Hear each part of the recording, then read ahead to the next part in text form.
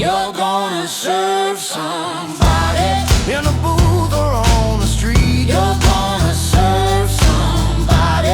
Every vote, every voice, every tweet might be the law, the dollar, or the folks who can't speak loud. You're gonna serve somebody. So say who you're serving now.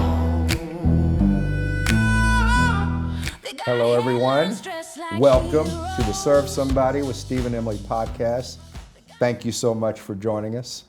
I'm your host, Steve Bradshaw, and as always, I'm joined by my good friend and co-host, Emily Hallavy. Emily, you doing okay? Yeah, I'm doing all right. Tell us what's on your mind today.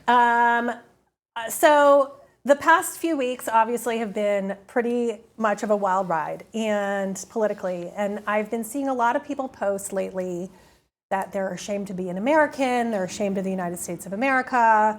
People are getting dual citizenship so they can flee the country. People are wanting to move overseas. And it just makes me cringe. I believe strongly in this institution that we call the United States of America. Mm-hmm. And it's the first sentence of the preamble of the Constitution is we, the people of the United States, in order to form a more perfect union. In order to form a more perfect union. It's written in that we are supposed to be working at this, that it is not set in stone, that it is a work in progress. And I just wish that everyone, particularly we're filming today on Martin Luther King holiday, had Martin Luther King Jr. and John Lewis said, you know what, this isn't working, we're going to leave, where would we be today? You know, and yeah. I really feel that in my bones. I encourage everybody to use what they have at their disposal, letter writing, phone calling, sending money to continue this fight and continue this journey and wanting to continue the mission of progress and perfection seeking, knowing that we might never get there. Everything's always going to be 2 steps forward, 3 steps back. But maybe one day we'll get to a place where we can find some peace with this country and this democracy. Well, I think your points are very on target.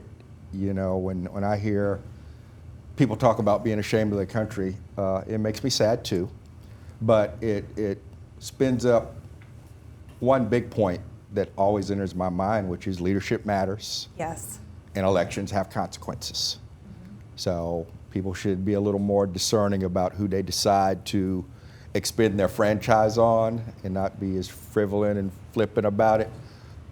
We're in my opinion, an unparalleled time based on who's sitting in the Oval Office. It's an aberration in a lot of ways. So hopefully people will maintain their faith in America. We're all going to get through this and come out the other side better. Yes. That's my hope and my expectation. 100%. Well, thank you for sharing your thoughts with us today. We appreciate it. Well said as always.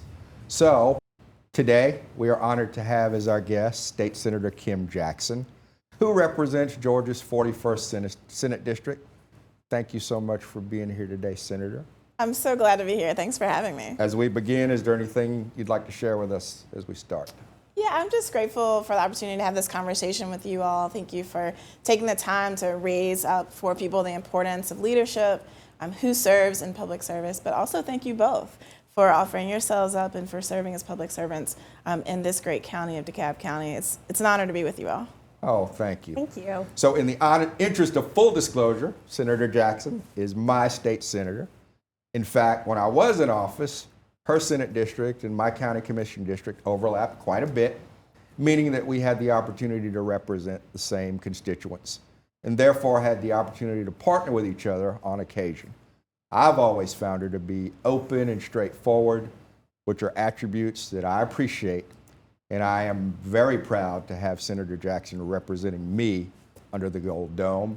And once again, we're pleased to have you here. So let's start with this. We are now in the throes of the 2026 General Assembly session. So what are the major issues you think that are going to drive this session? Yeah, I think it's going to be money, money, money. That is really the crucial piece. What we've seen because of who's in the White House is that funding that we used to count on to help backfill a lot of state programs, it's dried up, it's gone. Promises were made that are just not going to be kept. And so we've got major shortfalls for a number of agencies across the state of Georgia. And we've got to figure out, are we going to fund that or are we going to let them fail? And so that's the question. You know, the governor's kind of presented one option for a path forward for how we fund things, how we also relieve some of the tax burden that Georgians as individuals are experiencing, while still trying to make sure agencies stand afloat. Whereas my colleagues in the Senate and in the House, they have different proposals, and I'm talking about largely the majority party, different proposals that I think fundamentally might leave Georgians' individual pockets slightly less impacted, but ultimately will not fund our agencies, will not make sure that all of the state government operations that we all depend on, right? We're talking about our schools, corrections, public safety, SNAP, WIC, like all of those things that, you know, so many of us depend on that really do shore up the foundation of Georgia. It's going to be about money. Will we spend that money? Will we invest in Georgians on a broader in a broader scale? Or are we just going to hand out some rebates for individuals, many of whom will not even notice that they got a direct deposit? Understood. Well, I used to be in your district, but once the lines were redrawn, I got moved into Senator Emanuel Jones's district. So tell us a little bit about your district and the demographics. Yeah, no, thanks for that. So District 41, there is like the old district and the new district, but it's now my district truly. District 41 really serves mostly central DeKalb County, along with some portions of South DeKalb, and it's drawn very funny. This is gerrymandering at its best. So I go all the way to the Fulton County line on the northern end of my district, straight down La Vista Road, only represent one side of La Vista Road, not both sides of La Vista Road. It's really wild. But yeah, I do go all the way to Toco Hills. I have a little bit of Brookhaven. I represent a large portion of Tucker, of course, but Stone Mountain, Pine Lake, the little city that could, all of those places. And I even have one precinct in Stonecrest. So it's quite a large swath, but really the majority is kind of central DeKalb, home of Clarkston, large refugee resettlement population. I tell folks if there's ever been a conflict, ever been a major crisis in a country, there's probably someone living in my district from that country. Every major language is spoken, every major religion is practiced in my district. So extraordinarily diverse, lots of Black folks, really, really liberal white folks who serve the CDC, as well. And then this great, beautiful immigrant population as well. It's an incredible district. Excellent. I'm very familiar with the district. Yes, you are. As we overlapped for years. So going back to the session, some of your colleagues have proposed tax cuts, specifically the income tax cut. I'm wondering, what are your thoughts on that? Yeah, so I think it's a recipe for disaster. So my colleagues in the Senate, which is where I serve, want to go to a zero tax. They want to start out by taking a big cut right now and providing a standard deduction for if you're single, $50,000, and if you're married filing, it's $100K. So basically any family with two joint incomes will not be taxed unless they make more than $100K. Sounds good, feels good, right? Mm-hmm. But the problem is state income taxes fund our government. Over 50% of our government is funded by state income tax. And so if we remove state income tax, how do we make up for that? Well, my colleagues will say, oh, we'll make up for it by removing tax credits, like the film tax credit. How many people in my district, Steve, your old district, came to this district because of the film tax credit, because of the film industry? Those tax credits bring jobs, good paying jobs. That's why we provide them. And so if we pull those back, we can look to the north of us in North Carolina. They have no film industry anymore because they have no film tax credit, right? But that's what they'll say, they'll make up for it. They'll take away some of these film tax credits. At the end of the day, that takes away jobs from Georgians, and I don't think that's a good solution. And then if we look to the north of us again, in Tennessee, I guess that's kind of to the west, they have no income tax. Florida has no income tax to the south of us. Mm-hmm. But you know what they do have? Really substantial sales tax.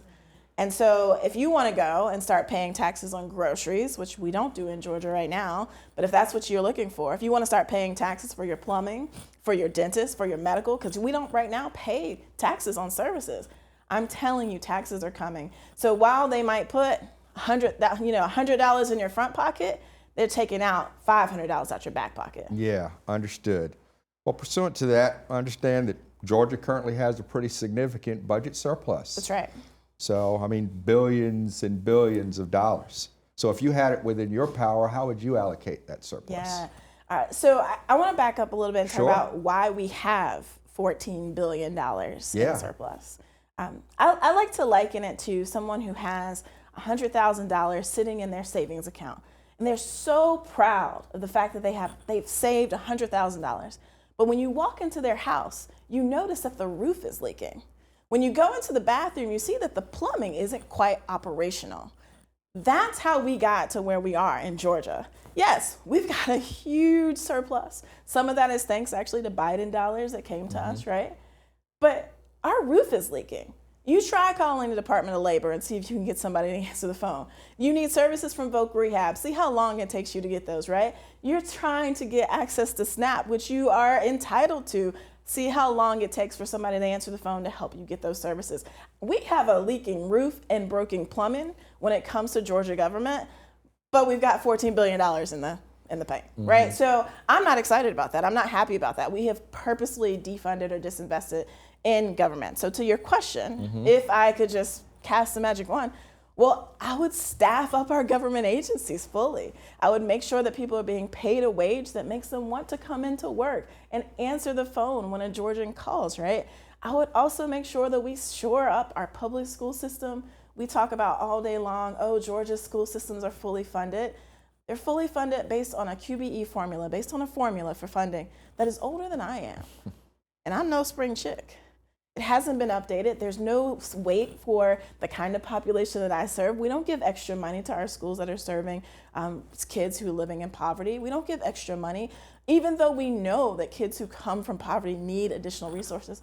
We don't do that. So I would spend a good deal of money kind of fully funding our schools at a rate that actually makes sense, making sure that we revive our agencies that are serving us, whether that's the DOT, which some of you I'm sure have had problems with, or is as simple as just making sure that we meet our promises when we said that we're gonna take care of Georgians who are hungry, who give birth, are not able to take care of their families. I wanna do that. And then the last thing I do with that surplus is, that kind of money, it's once in a generational investment that we can make. So I would truly invest in building out an early childhood education experience, 0 to 5, that will be able to serve a full generation of children.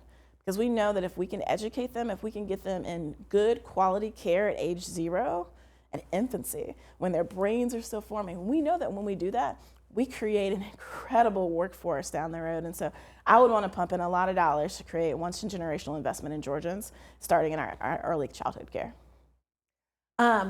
Yeah, the defunding the government agencies seems to be the playbook of Republicans, right? Like, let's prove that government doesn't work so we can privatize everything. That's right. But with that in mind, one of the things I've always admired about you in particular is that you're very progressive in your values, but you're also very pragmatic in your approach to getting work done. So tell me about working with your Republican colleagues. Yeah, so Emily, I come from the country. I grew up in rural South Carolina in a time when wearing the Confederate flag on your belt buckle was cool. Might actually still be cool in my hometown. So I'm used to working with country white folks, for lack of a better term. And when I go down to the Capitol, who am I working with? It's a bunch of country white folks. So I know white boys real well. I grew up with them. I went trucking with them. I went mudding with them, all those things. So we're able to have good conversations, right? And also my parents still live there. My parents are still very much in a rural space, farming on a tree farm. So I just have a lot in common, despite my appearance, despite being a black woman with locks living in the city. I actually have a lot in common with those white boys down at the Capitol. And so we're able to connect on that level and be able to build relationships that way. And so if you look at my record, you'll see most of the legislation that I've introduced over the course of my 5 years has been bipartisan. And it's because I have developed friendships and relationships with these guys, and I know their constituents. So when I come to them with a domestic violence bill and say like, hey, I need you to sign on with them, I know that people are suffering from domestic violence in the country, and they know it too. And so I'm able to frame things in a way that speaks to them, to their constituents, and we're able to work with one another. The other thing that I'll add to this is that before I was ever elected, for really my entire adult life, I have served as a priest and a pastor to people. And I will be your priest, whether you're on the red side or the blue side or no side. That's my heart. That's who I'm called to. And so it's been really a great honor and privilege to be able to be in a relationship pastorally with people across the aisle on all sides of the spectrum. And I try to bring that same heart with me to the Capitol. So what have your impressions been of Governor Kemp? Yeah, so Governor Kemp, ironically, he's an Episcopalian, which I'm an Episcopal priest. So I try to connect with him on that. He just kind of jokes about it. But here's what I'll say about Governor Kemp. He's a complicated man. So he has these moments of courage where he'll stand up to the man in the White House, which we've all applauded and been grateful for.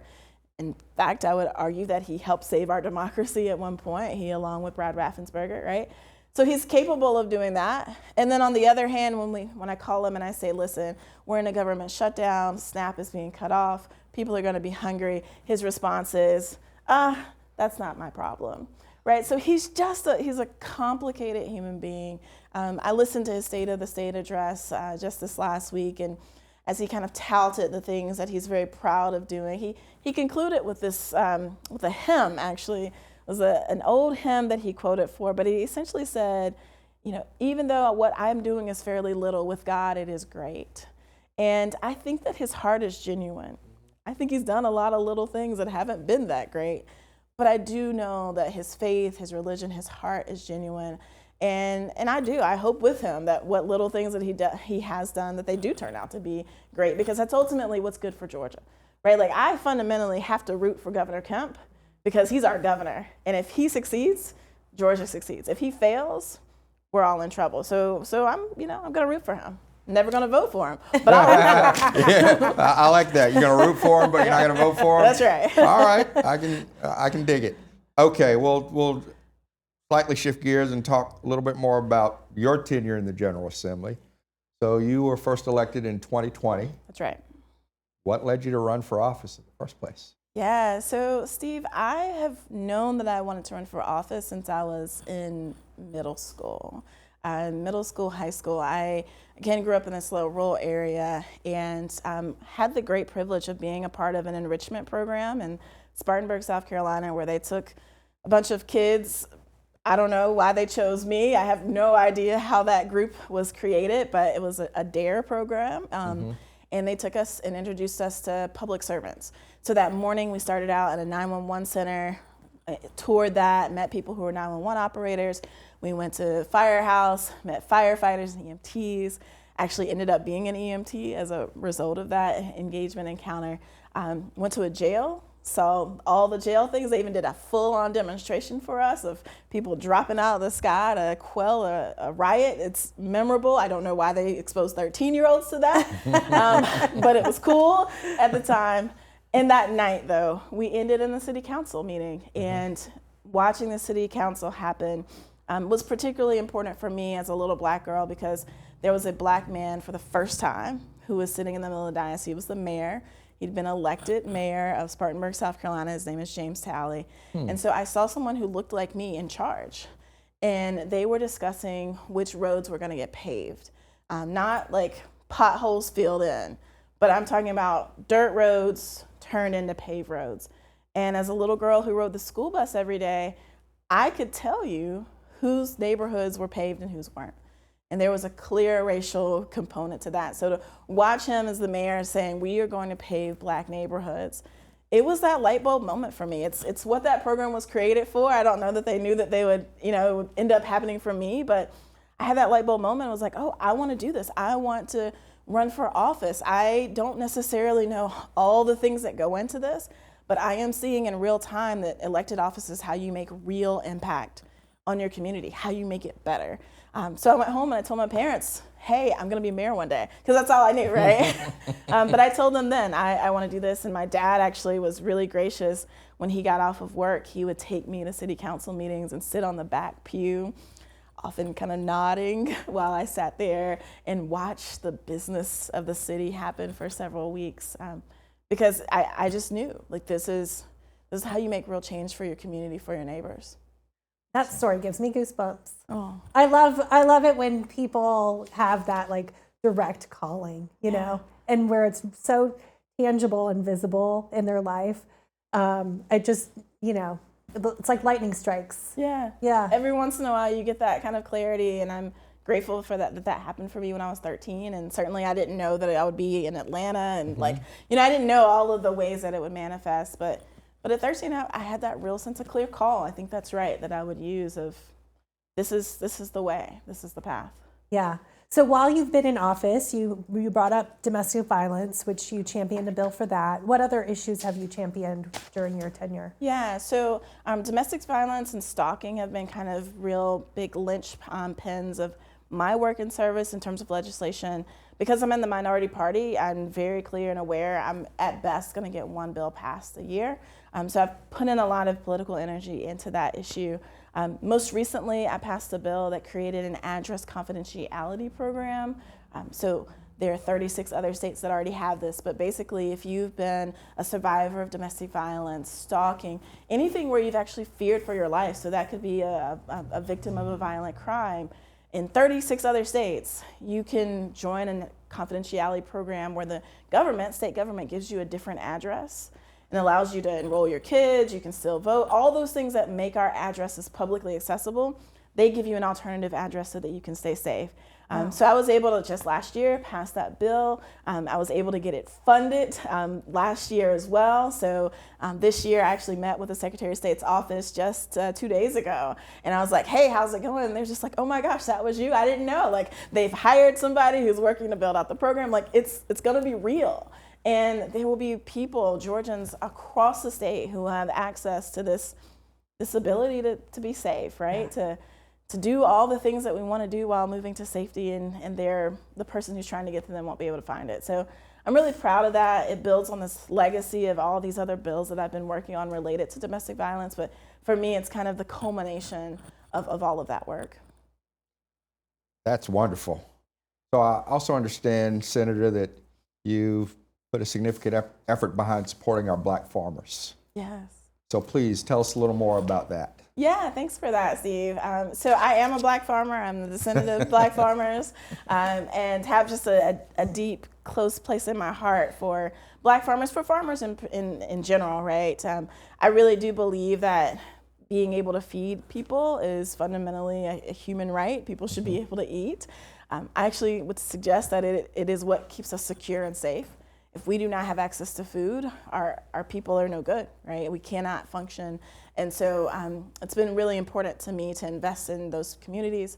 Black farmers in particular have had a long, hard journey. We came here in this country, not of our own volition, right? To farm on other people's land. We're promised things that we were not given upon being freed. And yet Black farmers still exist. And getting access to land, access to markets, all of that, every piece of farming for Black farmers, particularly in South Georgia, is difficult. So I just came in and I said, I want to try to make something easier, and went and interviewed and talked to some Black farmers who are in a cooperative down in southern Georgia and said, what do you need? And they said, we need a reefer truck. Now, I grew up in farming. Okay, wait, Karen. Senator, excuse me. Right. I had the same thought. I was like, now you all know reefer is not legal in Georgia, right? A reefer truck is a refrigerated truck, actually. Okay. That's what it's called. And so they said, we need a reefer truck that can help us take our products from the field, refrigerate it, get it to our co-op where we have a collective processing plant. And so I was like, I think the state can probably do that. And so I just put in the request for some funding and said, like, hey, can we do this? Can we make sure that these 5 Black farms have an ability to get their product to the plant safely? And so really honored to be able to be one of the first legislators, I think, ever to send direct aid to Black farmers in South Georgia.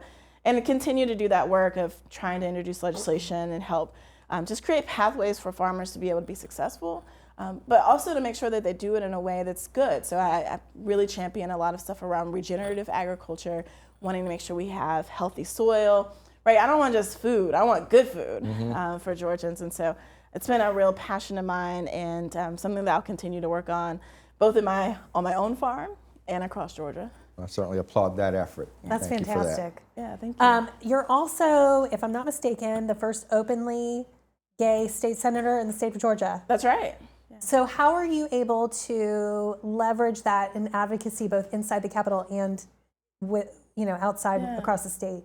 Yeah, no, that's great. I don't know. That's a good question. Like, how do I leverage it? I'm not sure that I do. I think I just be, right? I try to exist and just be my full self, bring my wife down so people have to see it. Like, it's one thing for people to know, like, on paper that I'm gay. It's another thing for them to have to, like, interact with my wife and see us as a family. So I really do just try to be. And then I've been really intentional, and my team back at the Capitol has been really great about cultivating a safe place for particularly queer youth who come down to the Capitol to know that there's someone who looks and loves like them, right? For me, seeing James Talley back there when I was 13 years old, Black mayor doing the thing, it changed the course of my life. And I recognize that I am in the position as the first out Black, lesbian, out person general, like, period, in the Senate, that I can change the course of some young queer kid's life. And I hold that with great honor and sincerity, and I hold it gently. And I've watched it happen. There are these young queer kids that come down to visit our office, and there are a lot of tears that are shed from them and me as we realize that this is something that they could become. And I think for me, that's the inspiration. I will say for my colleagues in the Senate, both on the left and the right, they've been incredibly welcoming. And when I came in, I was worried. Like, they've never had a gay person before. I know these people's voting records. They try to take away, voting. They try to take away rights from queer folks. Many of them were there when they literally passed a constitutional amendment to say that marriage is only between a man and a woman. So I had a lot of fear and concern that I would not be welcomed into the club. And I am so happy to say that 100% of them, red or blue, have welcomed me, have been loving towards my family. Even before I had children, there was a Republican legislator who went out of his way to say to me, Kim, I think you should have kids. I think you'll be a really good mom. That's very sweet. And for him to say that, knowing that I was gay, it meant so much to me, and it really did speak to people being way more complicated than we realize. Yeah. Right? I think if you look at their voting record, if you just kind of read the headlines, you would assume that a legislator like that would reject that possibility for a queer couple, and that's just not who they've been to me. And so it's been a real gift and a real delight and surprise. Yeah, and I like that you just being there makes that difference, right? Yeah, I just be there, like, I just exist. Yeah. and they figure it out and they find a way. And you'd also be surprised, like, how many people down there already have loved ones who are gay, right? Oh, yeah. Of course, absolutely. So, and they like to tell me, right? They'll say, my daughter's one of you. Right. They can't quite say gay or lesbian, right? But, she's in your family. It's funny. Yeah, and I've seen that progress in my own family as well. My stepsister's firstborn is transgendered, and my dad is MAGA. My stepmom is very conservative Christian, and they both really kind of grappled with this, like, new awareness, right? Yeah. And how do we emotionally deal with this? And I have been so proud of them, because not only did they proceed with love, but they also are using his pronouns, they're using his chosen name, like, embracing him as they would any other child in the family. And it's just, I think the just knowing is such a huge component of all of it. It makes a huge difference. And one of the things I wrestle with my colleagues is I bring my full self to the Capitol, and I try to be my full self consistently throughout. So I approach people in love as an individual, and I try to vote with love front and center. And for a lot of my colleagues, they live a bifurcated life, right? So they are incredibly welcoming and generous. I won't name names, but there are Republican colleagues down there who would be the first person that I called if I got in trouble, if I needed help. And their voting record, however, is trash.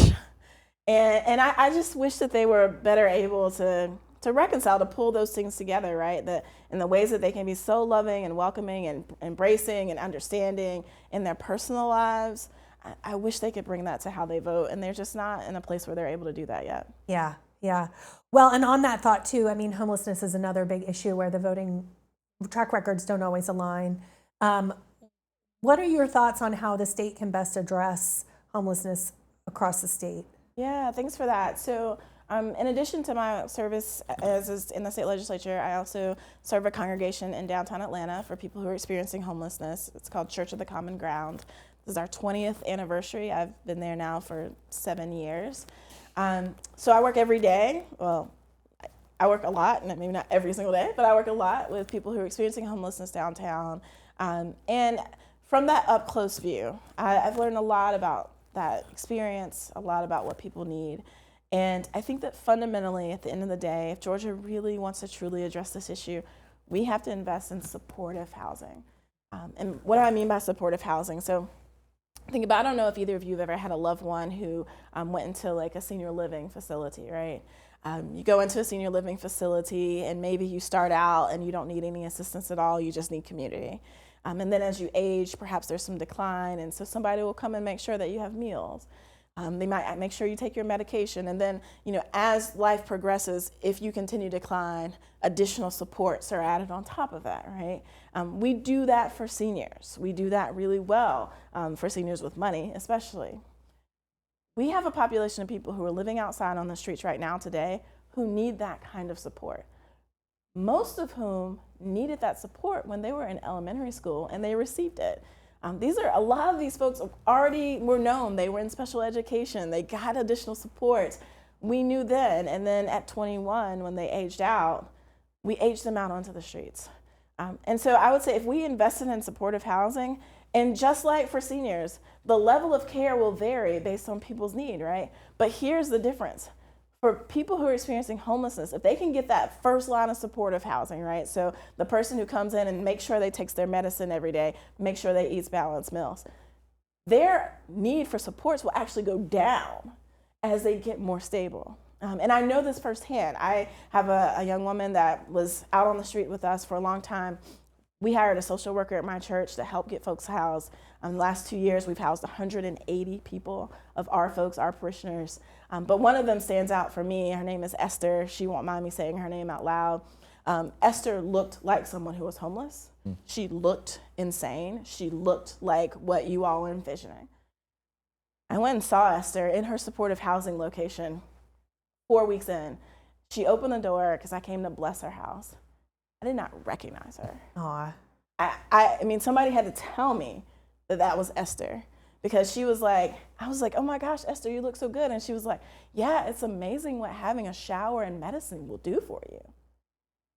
She doesn't need any of those supports anymore. She has a job. She works at the airport moving cars for people. Like, that is what supportive housing can do if we invest in it. It's expensive, I know that, but in the long run, it's cheaper than what we're doing now, which is just either housing people in jails, in our hospitals, or on the street. Do you see some of the more vicious homelessness bills coming through the session this year? I don't know. I mean, I think there's some that are living from last session that will probably come. I will say, my colleagues who bring these bills that they criminalize homelessness is what they do, they're not mean-spirited about it, and that's what's difficult about it. So they think they're helping. They think that by creating an internment camp, essentially, that will help people by forcing them to get medication, forcing them to have to be clean. They think that they're helping. So I suspect that we'll probably have some more that will come through. We've tried to do some education around that and some study committees to help to help people see how that's not helping, how if you put people in internment camps, there's kind of a history of that not working out so well. Yeah. So there, I think some are coming around, but ultimately they are trying to find a solution, but they're shortcutting it. I think that's really the difference. So I believe in long-term solutions, right? Supportive housing is a long-term solution that ultimately takes Esther, who looks homeless, who looks crazy, to Esther, who's able to hold down a job at the airport and look like a healthy human being because she is, right? My colleagues are, this is ugly. I have to step over these people every time when I'm walking to the Capitol. How do we get rid of that? And so they want a shortcut that immediately stops them from having to see the problem to the problem being disappeared without actually being solved. Yeah. Understood. So let's diverge slightly and talk about ICE. Yeah, sure. So I think we're all bearing witness to the horrible scenes that's going on in Minnesota and other places around the country. I'd like to get your thoughts on ICE and the efficacy of ICE and that entire milieu. Yeah. So I'll start by saying I introduced a bill, SB 389, to demand that ICE be unmasked, in part because we're seeing all of these images that are coming out of Minnesota and other places where masked men with no identification are coming in and disappearing people away. I have a good friend, she's a state senator in Minnesota just outside of Minneapolis, and so she and I had a conversation just last night, and they're being terrorized. There's just not a better way to say it. Like, they are being terrorized. She talks about taking her kid, she has a kid that's the same age as mine, she's 4, just driving the kid to school and seeing abandoned cars on the side of the road, abandoned cars at grocery stores in front of doctors' offices. Those cars are abandoned because ICE came and just disappeared the people. They just took them away and left their vehicles. People are terrorized. They're afraid. People who are citizens, people who are not citizens, people who love people who aren't citizens, right? This isn't the kind of country I want to live in, but let me be clear, this is the country I will live in. To Emily, to your opening credits, I'm not running. This is my country. I didn't choose to come here as ancestrally, but I'm staying, and I'll fight for it. I'll fight for our democracy. I believe in the American experiment, right? But it's not the country that I want to live in right now today, and my heart breaks for so many people who are being terrorized by these mass vigilantes. The last thing I'll say about my bill is, like, look, we're in the South, and Oh my goodness. we know about people wearing masks, Yeah. We doing do. really bad things, We do. right? There's a reason why Georgia has a law that's been on the books for a long, long time that says you cannot wear hoods. This is the South. Like, we could not be having just vigilantes, unknown masked people coming around and knocking on doors, or they're actually using battering rams to open doors to take people out. Like, this is the South. We've got that kind of history. We need to leave that alone. Understood. Just So- to go ahead. interject, there's a counter argument to your bill that is in defense of the ICE agents, that they feel like they're being doxxed, they feel like they're being stalked, they feel like their families are being threatened because of the job that they have. So how do we square this so that the ICE officials who are doing their job can do their job in an environment that follows their protocols while also maintaining the safety of our citizens? Yeah, so you're looking at someone right now who's been doxxed, I've been swatted on the day after Christmas, the very first Christmas with my brand new little boy. He was 2 years old, his first time in our home. The day afterwards, he's playing with his toys, and I look out the window, and there are DeKalb County police officers all over, and there's someone knocking on, not just knocking on my door, police knocking on my door with guns drawn. I've been there as an elected official who shows my face. I know what it's like to be doxxed and to be swatted as a result of it. Like, it's horrible. I don't wish that on anybody.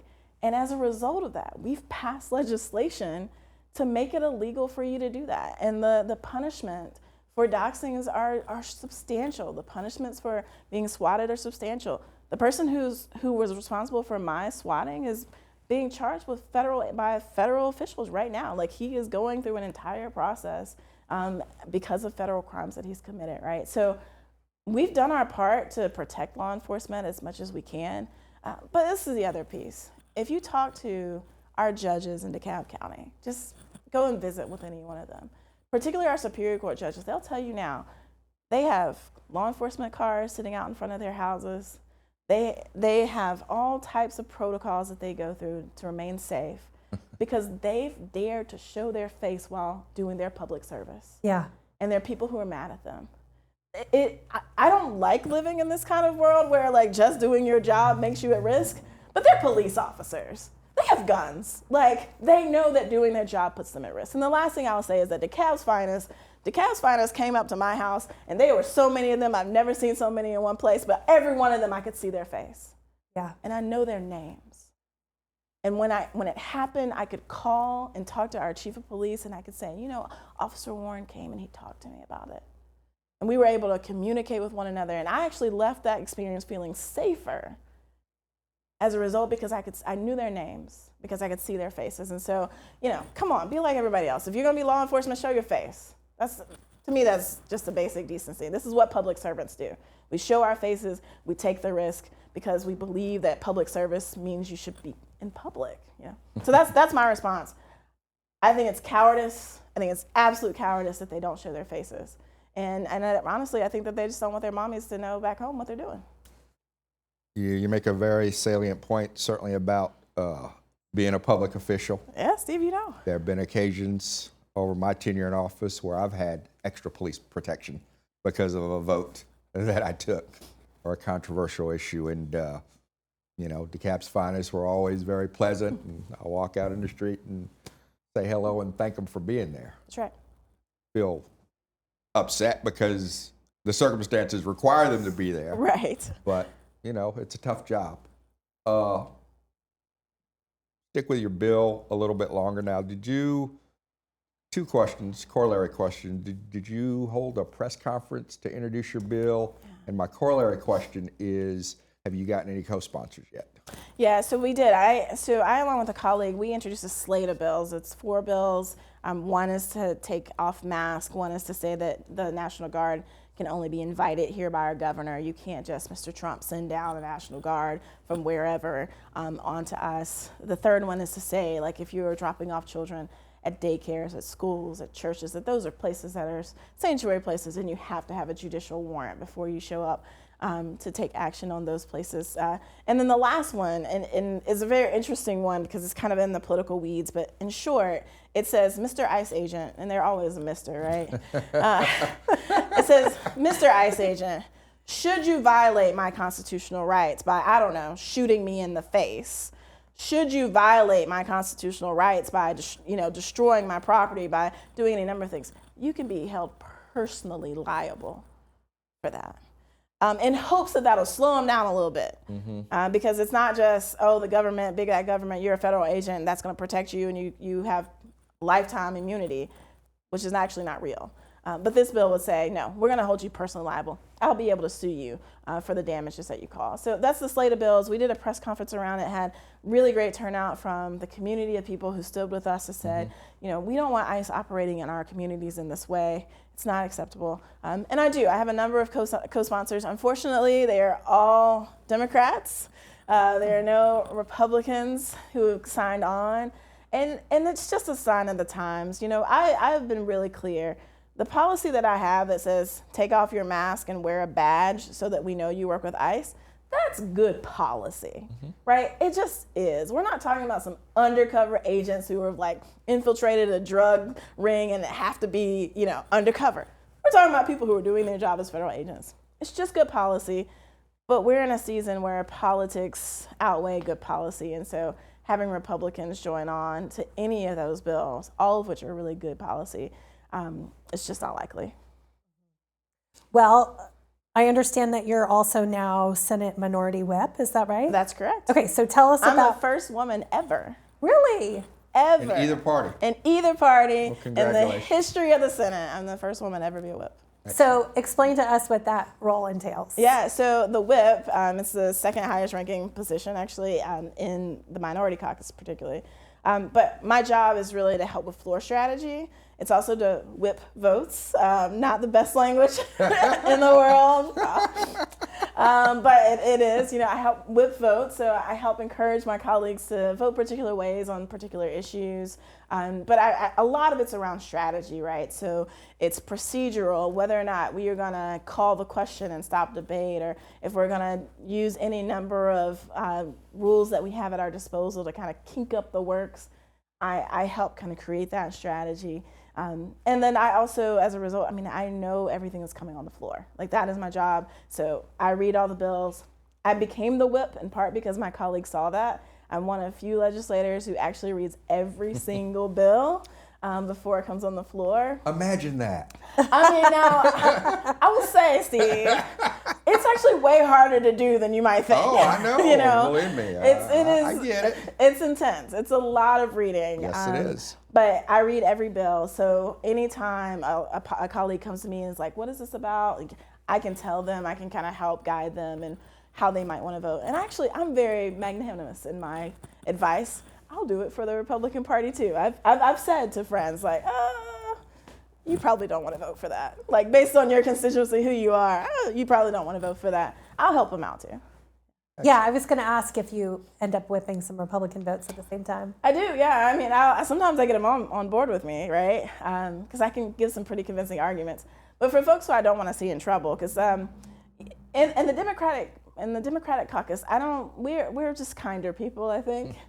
So if you vote the wrong way, there's not significant consequences. But for the Republican Party, if you vote the wrong way, there could be some serious consequences. And so I try to help, particularly my friends who are in the Republican Party.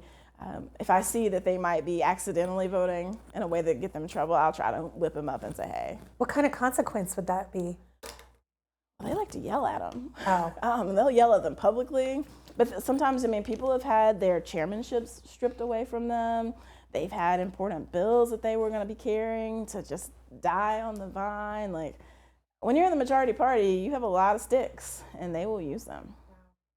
Yeah. So are you still chair of the DeKalb Senate delegation? I am still chair of the DeKalb Senate delegation. Well, how's that tour of duty going, Senator? That is a forced tour of duty. When I was elected whip, I said to my colleagues in the DeKalb caucus, hey, I'm the whip now. I need somebody else to chair this.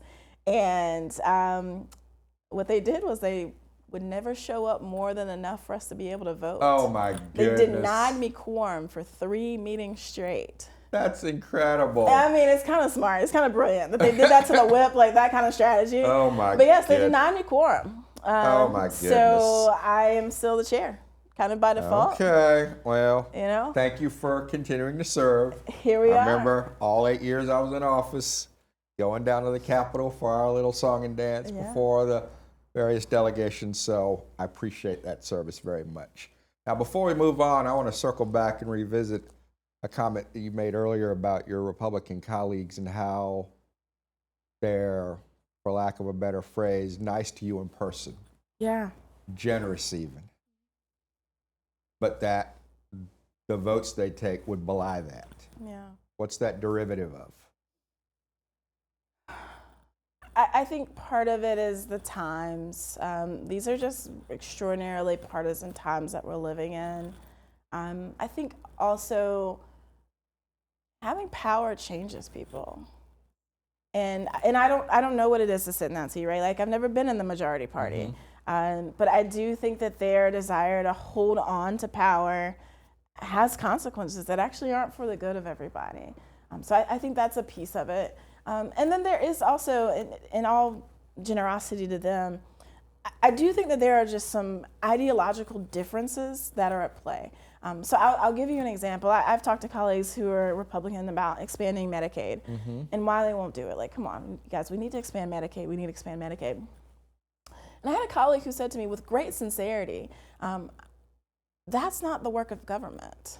The work of government is, to kind of run these major functions, but making sure that everybody has food to eat, making sure that everybody has health care, that's not the work of government. That's the work of the church.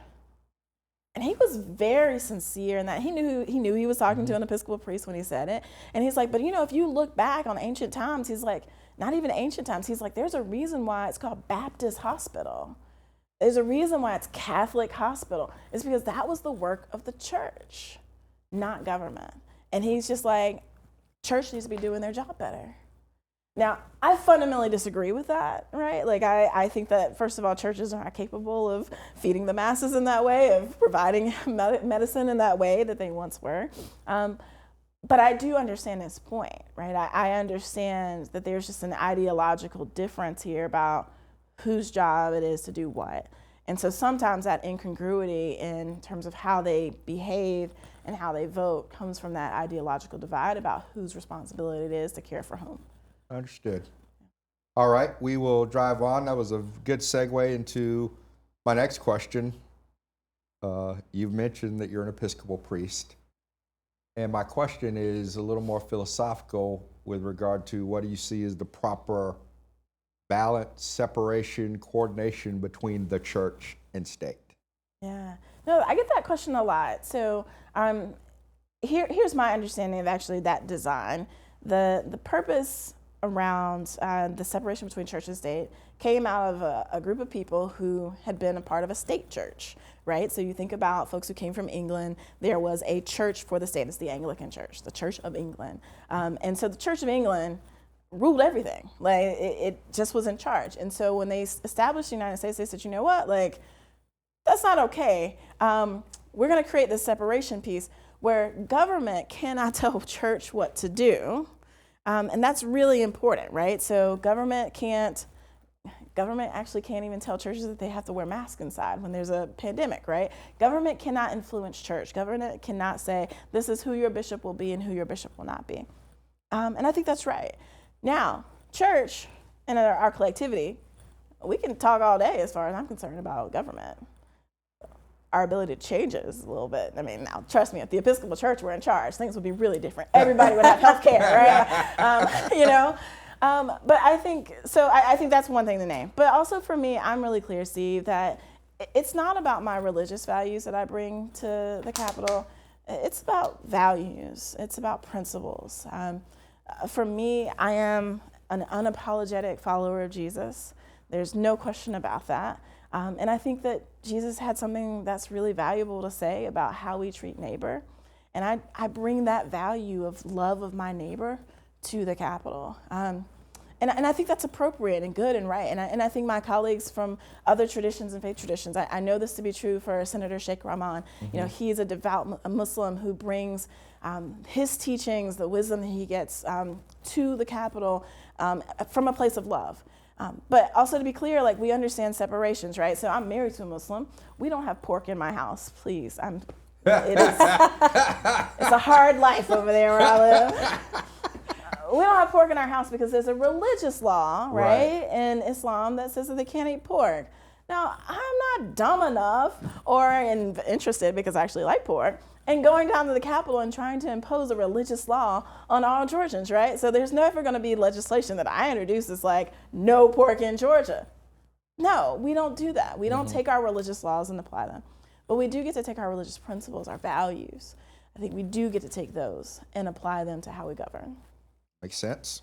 If anybody wants to send me some pork, like little contraband, some bacon on the side. Bacon on the side. Bacon. I'm happy to receive it. As far as I'm concerned, bacon Yes. should be one of the principal food groups. So I agree. I'm just putting that My out little there. boys also agree. We have to go off-site to get it, but they also enjoy bacon. Yes. Well, tell us about your parish. You brought up the Church of the Common Ground. Yeah. Tell us more about that. Yeah. So Church of the Common Ground was created because there was a significant homelessness population in downtown Atlanta. And I think some folks who wanted to go to church but didn't feel welcome in any of the tens of dozens of downtown churches. And so a priest got together with another colleague and said, like, let's create a space where people can feel comfortable, where it doesn't matter what they're wearing or how they smell or how many bags they have. And so Church of Common Ground was born 20 years ago, just outside of Peachtree and Pine, you know, that old shelter. That was kind of a low barrier entry way everybody could come. That's where that first altar was set up. We are Episcopalian, so we have communion every week. We have an altar. And they started with just communion outside of Peachtree and Pine, gathering of folks just as they were. And we've since developed. I mean, we now have a full staff. We have a social worker who helps with housing. But we meet every Sunday outside, rain, sleet, snow, or shine. We just don't do hurricanes or tornadoes. And we do church together. I mean, it really is, it's church. You know, we read the scriptures, we sing the songs, we pray the prayers. It's church, just as they are outside. And it's church in the finest in that we are community with one another, right? So we have coffee hour. We serve coffee to everybody. We serve over 100 cups of coffee every single day that we are open. It's a lot of sugar too. But we're community with one another, right? In the same way, if you're a part of a religious community, you know each other, right? You know each other's names, you know each other's stories. And if something happens, you call and say like, hey, Pastor, I'm in the hospital. Well, that's what my folks do, right? They say, you know, Pastor, I'm in jail, right? I'm in the hospital or whatever. We are church in the truest sense of being community with one another. And then we have this other component where, you know, for a long time, we were just church and we would refer people out for services. But in my second year at Common Ground, I was just like, this isn't working. And we take our folks on field trips sometimes. And so I would drive the van and I would just drop everybody off in Woodruff Park and I'd go home to my warm house. And it's like, this doesn't feel good. So we brought in a social worker who was on site, who's with the people. And basically, you know, most of the members of Common Ground at that point were people who had been sleeping outside for 10, 11, 12 years. They were like the most intractable in terms of homelessness. And so they weren't going to go to Gateway. They've been to Gateway 20 times, right? They weren't going to go to these kind of standalone buildings. They've been there before. But having Matthew, the social worker, in their church, worshiping with them every week, going to Bible study, it's just a different experience. And so they were able to connect with him. And he's also, I mean, he's a brilliant guy. So we have Bible study every Wednesday at 2:30. Matthew would say, you know, right after Bible study, hop in my car and let's go get your ID. Because he knows that people are going to be at Bible study. Or after foot clinic, you know, we wash people's feet on Tuesdays. And so from 10 to noon, we wash people's feet. Folks come and help with that. And Matthew will say, okay, you know, at 12:30, I've got your appointment to go, you know, check out this apartment, right? So that kind of hands-on work of being in relationship, developing care and trust has resulted in us, you know, like as I said, we've housed over 180 people, but the vast majority of those people that we've helped get housed were people who would not have received services otherwise because they tried before. It takes too long, right? They get frustrated. Trying to get an ID, like if you were born in New York and you need to get your birth certificate, it could be 3 months, 4 months. They're not going to wait around and come back and visit Hope Atlanta to see if their birth certificate's there. But with Matthew, they don't have to go. He's there with them, right? And so he says 3 months later, hey, your ID came. You know, your birth certificate came. Let's go get your ID, right? So it's a beautiful community. It's hard, right? People are in kind of constant crisis, but it's also, for me, incredibly holy to watch the community hold each other in that space, to offer resources to one another. You know, I can't tell you necessarily where you can go get a free meal, but I promise you that there are like 15 different people in my community who can tell you, here's where you go at this time, here's where you go at this time, and if you want really good food, here's where you go, right? Like, so that's beautiful, and it's a gift to kind of hold space and be a part of that community. Wonderful. Excellent. Well, we'll diverge back to politics. All right. So we've got a big race for governor this year to replace Governor Kemp. Just curious, have you identified the candidate that you're going to support and why? I have. So I was an early endorser of Jason Estevez, who's running on the Democratic ticket. Jason Estevez is actually a former senator. He served with me, alongside of me. And I guess about 2 years ago, I actually went to him alongside my leader, and I asked him if he would run. And, you know, I said to Jason at the time, I'm just like, you have the leadership skills that our state needs. You have the compassion that I believe that I want brought to the state, but also you have the ability to inspire people in a way just from your speech, from your approach. And he has just this great, incredible lived experience. He's born and raised in Columbus. He owns a small business. He's also a lawyer, so he's got that kind of, he understands policy side of it. His wife owns a small practice that's a nursing practice that provides healthcare to folks who live in Southwest Atlanta. So he's just got a beautiful package of life experience, understands Georgians, not just Atlanta, but also understands these smaller parts. And at the end of the day, I think that what Georgians need is somebody who cares about them, who deeply cares. And that's Jason. That's Jason in a nutshell. And so I was proud to ask him to run, prodded him to run, and then I was really excited when he did finally agree to run. And it's been a real gift to endorse him, to support him, and walk alongside of him. Very good. Well, I do know Jason as well. In fact, we had the honor of being awarded together my last year in office by the Big Brothers Big Sisters in Metro Atlanta for being supportive of their efforts. So, all right, thank you for sharing that. How would you assess the Democratic Party's chances this year? I think we have a really good chance. So Jon Ossoff is cruising along. You know, he always wants more money, but like he's doing a great job. He's cruising along. I think, you know, as sad as and hard as things are in this country right now because of who is in the White House, I think that our chances of being able to take the governorship and a number of other seats down the road are quite heightened. I mean, you know, go outside right now. People are angry. People are livid about the decisions that Donald Trump is making, the decisions that the Republican Party is making. And so I think this is our time. This is kind of our window to flip Georgia blue, and I'm excited to be a part of it. And I hope that Jason is the guy who runs. But whoever wins the primary, I'll be 100% behind them in our journey on the Democratic side. And whoever wins the governorship, again, I'm going to root for them. I may not vote for them, but I will root for them because when our governors are successful, regardless of party, that means Georgians are better off. Yeah. Well, do you think that the Public Service Commission race is like a bellwether, canary in the coal mine for us? I sure hope so, right? Like that was incredible. And I think, if anything, the PSC told us how much people are hurting. People's pocketbooks are just really struggling. And I think that's what that really showed us, but it also showed us that people are willing to vote across aisles. So what we know from that PSC race is that there were Republicans who voted, known Republicans, good, die-hard Republicans, who voted across. We know that from the numbers. And so that is a good sign that Republicans are willing, when it matters, right, when they can see the price difference that it might make, that they will vote across the way. And so I'm excited about that. I'm really hopeful. And, you know, we'll see how it all flows out in November.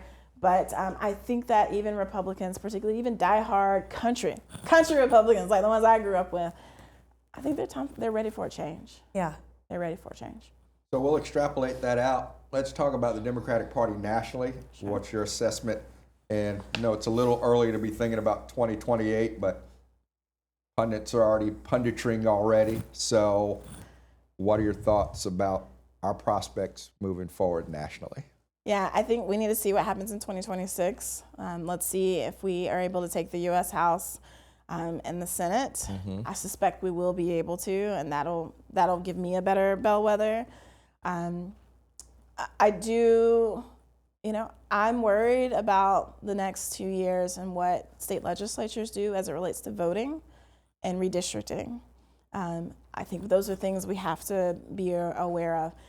If today, right now, if we were to vote for president, I believe 100% that we would win the popular vote and probably win outright today. But after redistricting happens, after more laws that make it more difficult to vote are passed, after we have a president who continues to discourage safe, fair, and free elections, I don't know what 28 holds for us. What I do know is that we need to fight like hell to save our democracy, to make sure that every vote counts, to make sure that people are able to have access to the franchise. Understood. Sticking within that vein, just curious, you mentioned the mayor in your small town who was instrumental in your life's journey.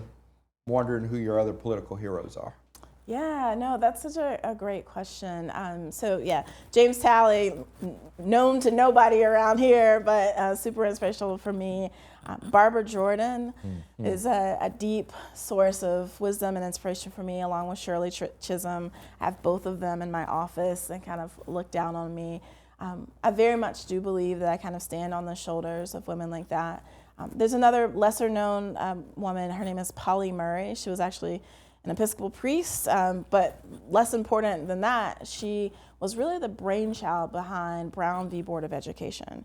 She's an incredible lawyer who offered that up to ultimately men who were able to fight that case in the Supreme Court, but she was the brainchild behind it.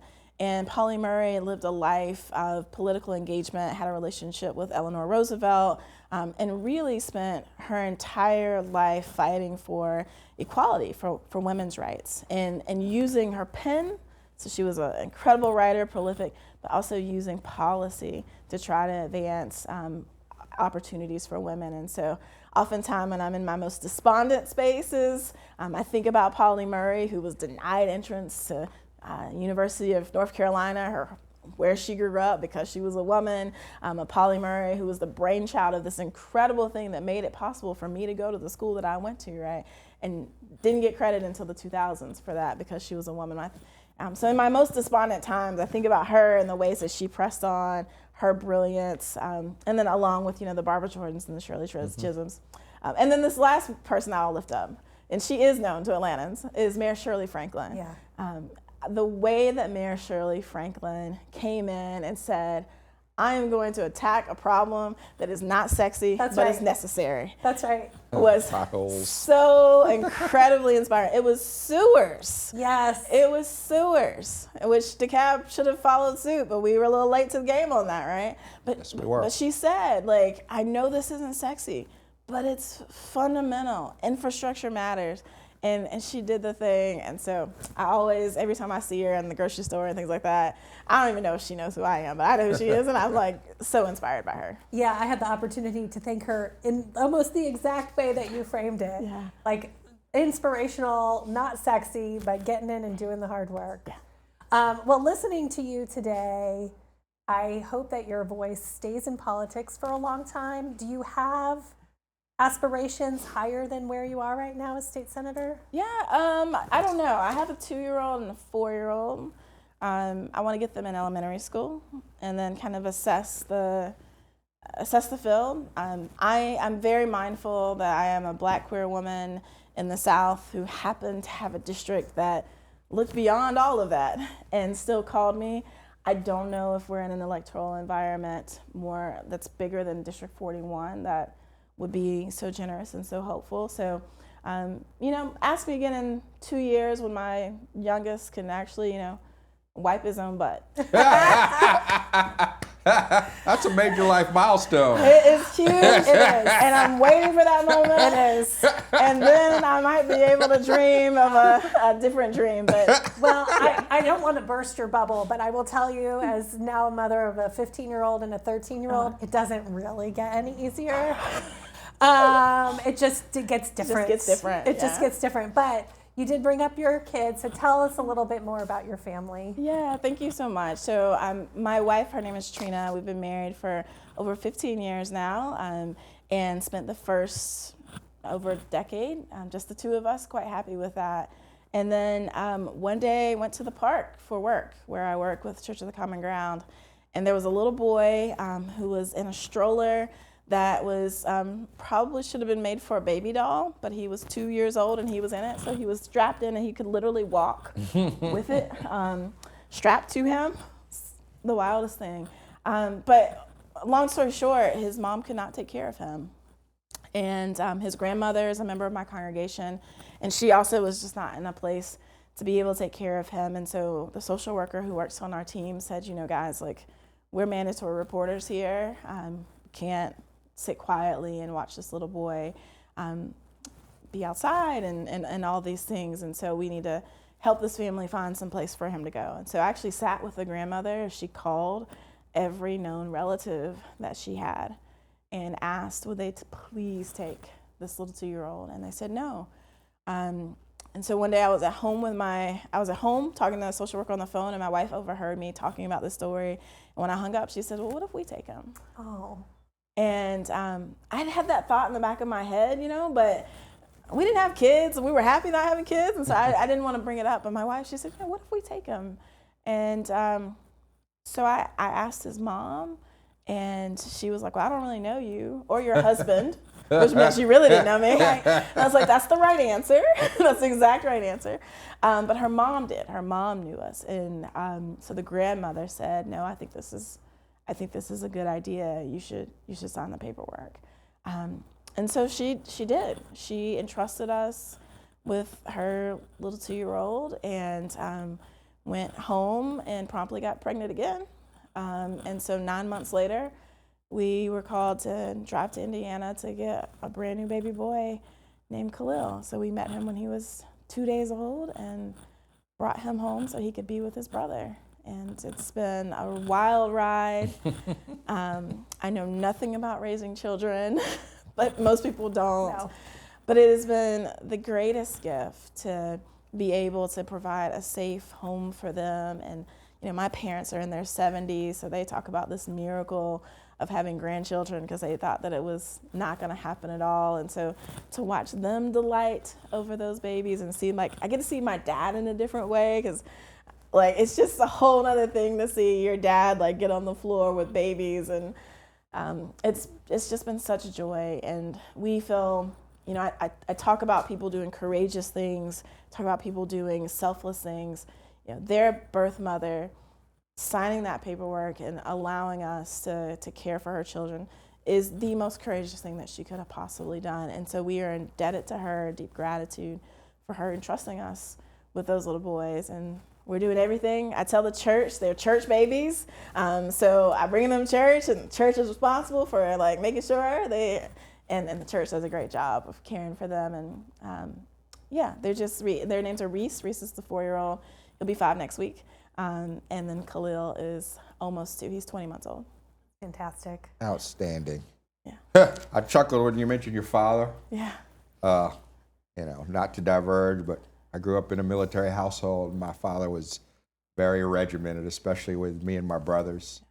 But to see him with my grandnieces and nieces and nephew now, it's like, it's a different guy. Yes. Who is this guy? He's It's unfamiliar so to me. incredible to see them be soft and gentle. And Yeah. my dad he wasn't actually a harsh man in any way, but it's still just a different thing to watch him Yeah, fall it in love is. with these kids. Yeah. All right, let's talk about your farm, your Yeah. urban farm. What's going on the farm, Sure. Senator? So it's the dead of winter, so I hope not too much is going on.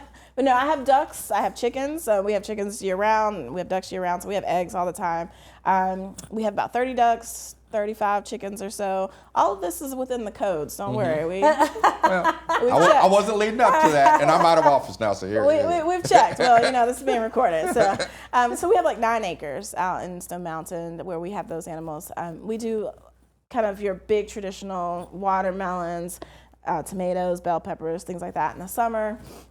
And then we have goats that we also care for. They used to provide us with milk, but that's a whole process. You know, you have to keep making them get pregnant to keep milk. We should know that. We should know that. Instinctively, Okay. but Yeah. we don't, right? That's news. Right, exactly. So I should have known that. So we had goats that were in milk, and then I was like, oh wait, I have to do this, and we just couldn't keep up with that process. So now they're just great, incredible pets, and we just have a lot of land. So we have trails that we open up for folks to come in our neighborhood and to walk the trails, and we do farm tours, things like that. And then our latest venture is that we planted 100 blueberry bushes. So we have what will become a U-pick blueberry bush once they're, big enough to produce enough. So in the summers, we'll have lots and lots of blueberries for folks to come out and do a U-pick. And it's a lot of fun. It's very grounding. It's the thing that makes me feel like I'm home again because I grew up in a setting like that. So I tell people I leave like the concrete jungle of downtown and come home to my farm where there's grass and trees, and it warms my spirit. Awesome. I love that. We used to have chickens, but the coyotes got them. So Matt and Finn are begging me to get more chickens, and I'll just have to send them out to your farm. Yeah, or you could get a dog to protect them. Well, we have a dog, but he's a bird dog, so no. I don't know how much protecting he would do. No, that's not the right dog. That's right. No, That's right. That's not the right dog. All right. So Steve and I have this ongoing discussion about our favorite movies. Okay. We've made lists, and there's 3 out of like 25 that overlap. It's The Godfather, it's Shawshank Redemption. Shawshank That's a good Redemption, one. and it's Ferris Bueller's Day Off. Okay. And so we're curious, what's your favorite movie? Of those three? No, of any. period. Okay. That's such a hard question. I think I'm gonna go with like an old school. Remember the Titans. Okay. That was on my list. Yes. See, I mean, It was on my list. I'm a sucker for any like sports movie that has like a redemption story. It's really cool. So, but Remember the Titans. Very Excellent. much. Nice. Yeah, Well, that's a great movie. and Stacey Evans' favorite was Rudy. Oh yeah. Yes. Equally as good. You know, Yeah, I both could've gone- football I related could have movies. gone with Rudy. You know, Yeah. I could have also gone with like Cool Runnings. Yeah. Cool The Jamaican Runnings. bobsled team. Yes. You know, Miracle on Ice. You see, I have a theme here. Yeah. Like, I do. like those. Those are just feel good movies. Did for you me. play Excellent. sports? I did play sports. So I played sports. I played sports my entire life, up until I got just too beat up to continue. But most notably, I played for the junior national team, team handball. So it's an obscure little sport. It's like basketball and soccer kind of combined, but it's an Olympic sport. And so I actually got to represent the United States and played in Canada. And this is probably why all these sports movies are so indelibly marked on my spirit, because I was at the training center. So you have to go, like when you play, you have to live at a national training center for sports, right? And so at nighttime when we weren't practicing, we would watch these kinds of movies. So just a very formative time in my life, of watching really great movies while dreaming about with these hopes of like, maybe we too could win a gold medal.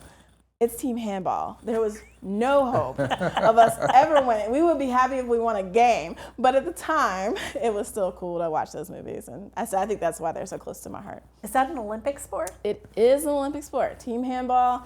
It's very popular in Europe, and very popular amongst populations that have very tall people.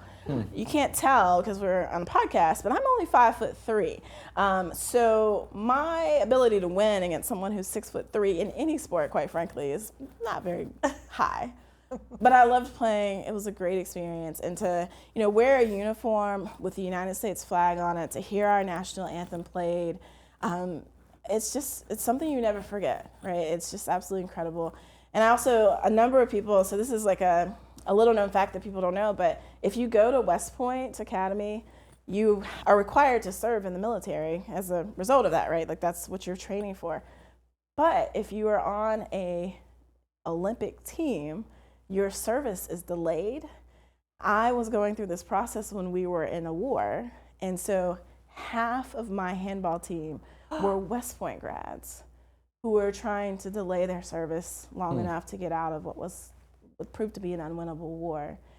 So it was really incredible to play alongside these women who ultimately went on to serve our country in another way, and to just learn from them about a calling on their lives as 16, 17-year-olds called to serve in the military, called to do this great thing of fighting for our country, but for 2 years they paused and played for our country instead. Wow. Yeah. Excellent. Excellent. So, sticking with the theme of movies. Oh, more movies. I'm going to diverge a little bit. Don't want to get you in any trouble with your wife. Okay. But do you have any celebrity crushes that you want to share with us? Ooh, celebrity Bet you didn't see crushes. that one I coming, did not Senator. see that coming. No. Do I have a celebrity crush? I mean, so Queen Latifah has always been like really cool. I don't know if she's actually a crush. I just want to hang out with her. Like she would be really dope to hang out with. But otherwise, no. I'm so boring. I'm sorry. I must have been married a long time, Steve. Like I got married when I was 25, so like I had to shut I was that off. 24 when I got married, Oh, so yeah, I get it. You get it, right? You I get it. do. Yeah. So Very good. All right. Well, so to anyone who is looking to run for office, what advice would you give them? talk to your family. You need them to be all in with you. One of the things, this isn't advice. This is not the normal advice I give. This just tells you where I am today. But one of the things that I've said to my friends from before I was elected, they are now my closest friends. Even if we weren't super close before I was elected, they're now my closest because I know that they are my friend because they know me, not because of Senator Jackson. And that really matters. And so having a circle of people that will love you with or without a title, who will love you win or lose, who know you well enough to tell you when you mess up, is really important, because once you have a title in front of your name, there are fewer people who are willing to tell you that you're wrong. Unless they're just like trolls, right? But like people who have your best interests at heart, there are fewer and fewer of those folks available. So just make sure you've got a strong core foundation of folks who are going to support you. And then, you should probably do some trainings. I would recommend that. Yeah, Yeah. that's a good one. Very good. Well, you make a salient point because, I've won elections and I've lost elections. And you find out who your real friends are after you lose an election. Yeah. That is for sure. You know who's in the foxhole with you. That's how we stuck together. That's right. That is exactly how. Were you all on the same? Did Did you lose on the same ballot? Was it No. Okay. We We were were on the same ballot in ballot. 2020, but I was running unopposed that year for re-election. And so. I lost. Right. So he's been there for me when I lost, and I've been there for him when he lost. So yeah. Yeah. in the foxhole, back to back. It makes a huge difference, and does. I don't know the experience of losing, but I certainly do know the experience of winning and suddenly finding out that I have a whole lot of friends. Oh yes, Right. absolutely. And I am wise enough to know that that can't possibly be true. And so filtering out and discerning can be a real challenge. So I just fell Absolutely. back on the people I knew who knew me before. Absolutely. And that's been a real gift. Absolutely. Well, Senator Jackson, thank you so much for sharing your insights and your time with us today. It's been informative. It's been fun. We're really grateful. And we're grateful for your service. Thank you so much for serving our state. Emily, thank you again for sharing this foxhole with me. Do you have any comments you'd like to share as we close? Just grateful for your time today, and thank you for your service, and hope to see more of you as time goes on. Yeah. Senator, any closing comments before we depart? Thank you all so much. Being a public servant is incredibly difficult work, but it also has so much joy because I get opportunities like this and get to engage with some really incredible people. So thank you all for this. Thank you for continuing to inform people about the things that really matter. Well, thank you. So thanks again to the team here at the Scottdale Podcast Cafe for supporting us, doing an outstanding job. We are so grateful. And for our audience, if you have any ideas about possible guests or future topics, please don't hesitate to contact us via all the usual platforms. Now, we understand that time is the most valuable resource that any of us have. So we are sincerely thankful to you for spending some of your precious time giving us a listening ear, and we will never take that for granted. We know these are indeed serious times, so until the next time, just remember to think for yourself. Don't fall for the show. Goodbye. You're gonna serve somebody in a booth or on the street. You're gonna serve somebody. Every vote, every voice, every tweet might be the law, the dollar, or the folks who can't speak loud. You're gonna serve somebody.